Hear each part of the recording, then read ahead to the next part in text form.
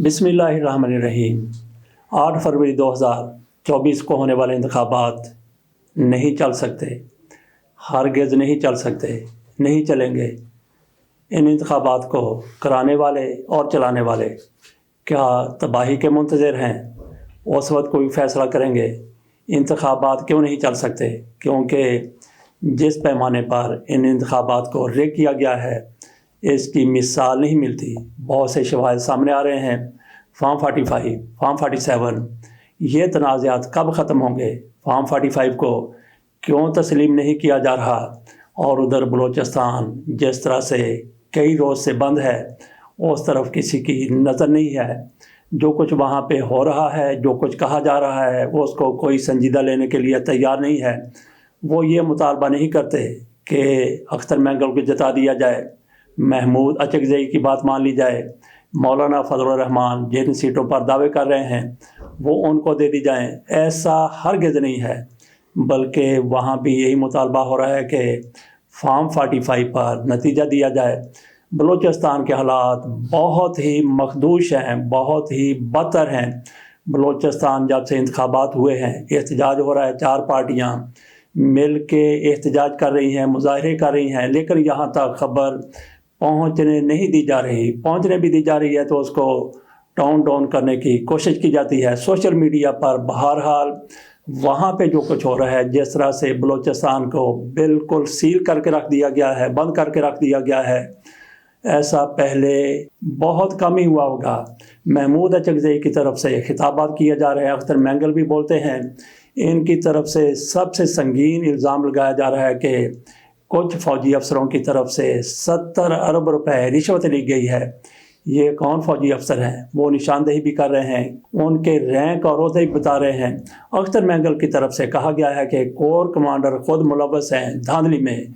बहुत बड़ा इल्ज़ाम है। कोर कमांडर आसिफ गफूर साहब हैं वहाँ पे, क्या वो ऐसा कर सकते हैं? अगर उन्होंने किया है तो केस के ईमा पर किया है, अपनी मर्ज़ी से वो ऐसा करेंगे तो क्या करेंगे?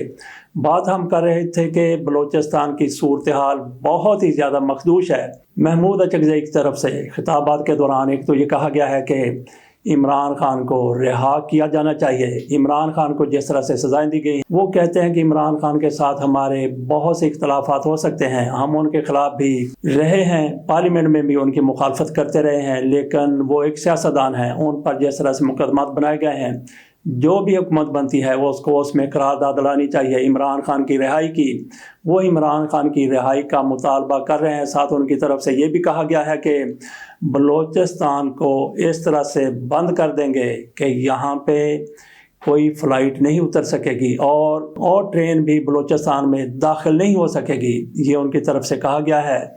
उन्होंने ये धमकी दी है। साथ उन्होंने ये भी कहा है कि हम कोई ऐसा कुछ नहीं करते, लेकिन हम डरने वाले भी नहीं हैं, बंदूक नहीं उठाएंगे, लेकिन बलूचिस्तान को बंद कर देंगे।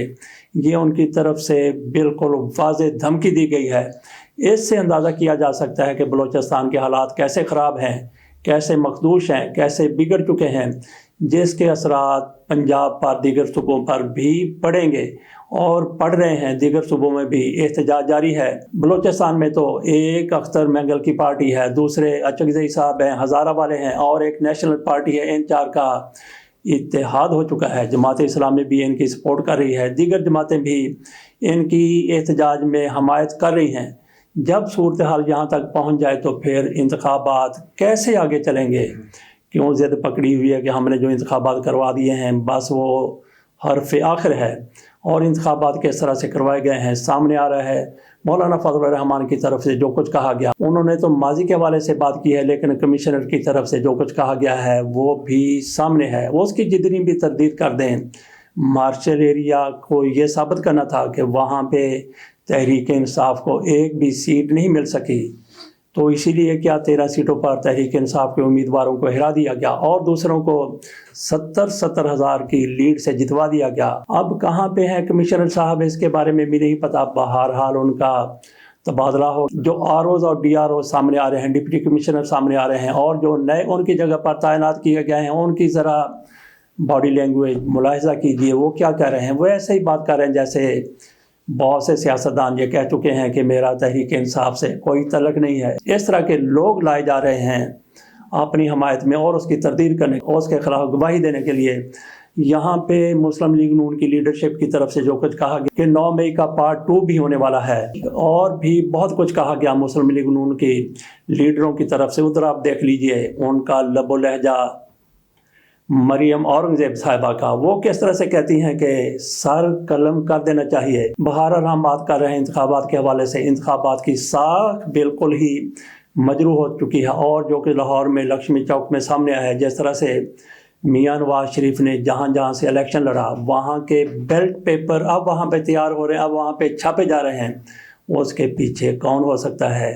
تو کیا دھاندلی کو جائز ثابت کرنے کے لیے میاں نواز شریف نے جو ووٹ حاصل کیے ہیں فارم 47 کے مطابق، اس کے مطابق ہی پھر بوروں سے نکالے جائیں؟ کیا یہ سارا کچھ اسی لیے ہو رہا ہے؟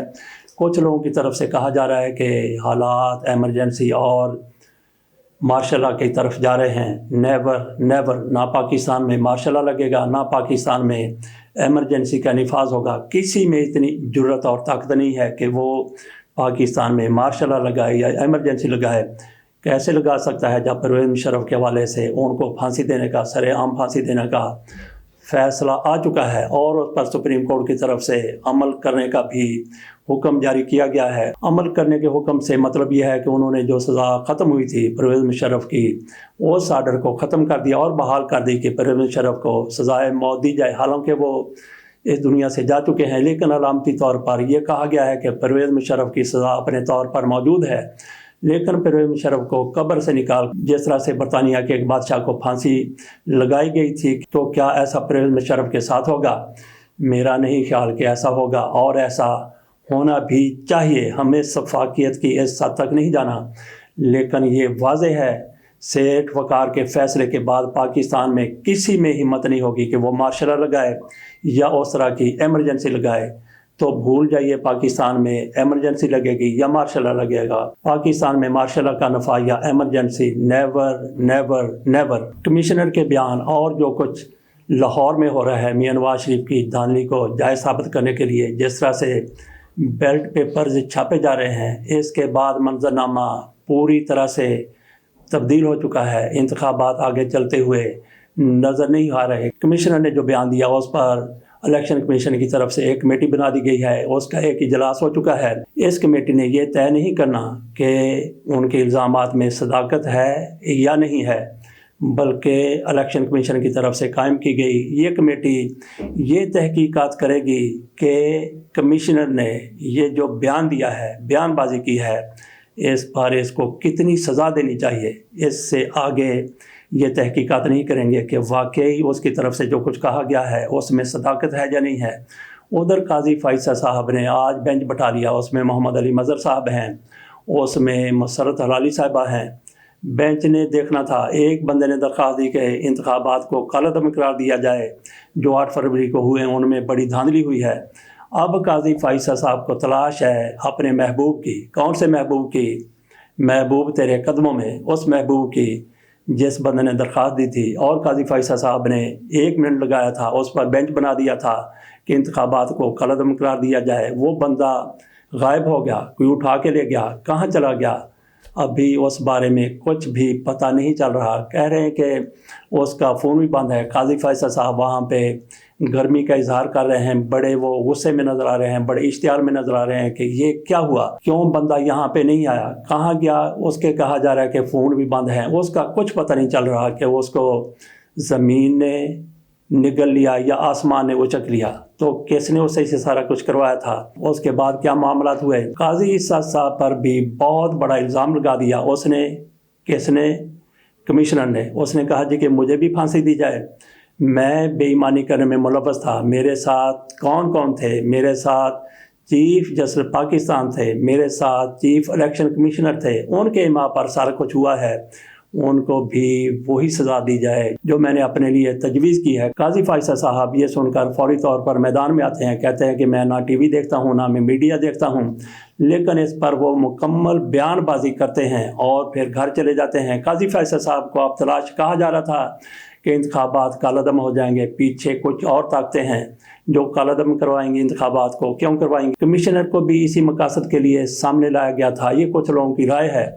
بہرحال قاضی فائصہ صاحب کو تلاش ہے उस बंदे की जिसने ये एप्लीकेशन दी थी कि इंतखाबात को कलअदम करार दिया जाए। इस पर तो काजी फैसल साहब शायद कोई पेश रफ्त ना करें, लेकिन क्या वो लोग जिन्होंने ये इंतखाबात करवाए हैं और किस तरह के इंतखाबात करवाए हैं, क्या वो मुकम्मल तबाही पाकिस्तान की देखना चाहते हैं, उसके बाद पसपाई इख्तियार करेंगे? अब तक की सूरत हाल के मुताबिक जनाब काजी फैसल साहब की तरफ से इस केस की समाअत की गई। उनको तलाश थी ब्रिगेडियर मोहम्मद अली ख़ान की। मोहम्मद अली ख़ान साहब रिटायर्ड ब्रिगेडियर हैं, उनकी तरफ से दरख्वास्त दी गई थी इंतखाबात को कलअदम करार देने की, और फिर उनके वकील की तरफ से यह दरख्वास्त वापस लेने की रिक्वेस्ट की गई। लेकिन काजी फैसल साहब ने कहा कि नहीं, अब नहीं, ये केस इसी तरह से जारी रहेगा जैसा आसफ सईद खान खोसा के सामने आर्मी चीफ की एक्सटेंशन के लिए जनरल बाजवा की एक्सटेंशन के ख़िलाफ़ दरख्वास्त दी गई थी। वो भी उस बंदे की तरफ से कहा गया कि मैं वापस लेना चाहता हूँ, लेकिन आसफ सईद खान खोसा ने कहा था कि नहीं, अब नहीं। इसी तरह से काजी फैसल साहब की तरफ से भी कहा गया है कि दरख्वास्त वापस अगर ये बंदा लेना चाहता है। पहले तो काजी फैसल साहब बड़े बरहम हुए कि ये कौन लोग हैं जो ऐसी दरख्वास्तें देते हैं। जब उनको बताया गया कि जनाब ये दरख्वास्त वापस ली जा रही, तो उन्होंने कहा नहीं, ये सिलसिला जारी रहेगा। लेकिन मोहम्मद अली ख़ान साहब का कुछ अता पता नहीं चल सका कि वो कहाँ पे हैं, घर पे भी नहीं हैं, उनके मोबाइल भी बंद हैं। इसके साथ इजाज़त दीजिए और इंतज़ार कीजिए इन इंतखाबात के मुस्तकबिल का कि क्या मुस्तकबिल होता है। बहरहाल इनका मंतकी अंजाम तो कोई ना कोई होना है। इजाज़त दीजिए, अल्लाह हाफ़िज़।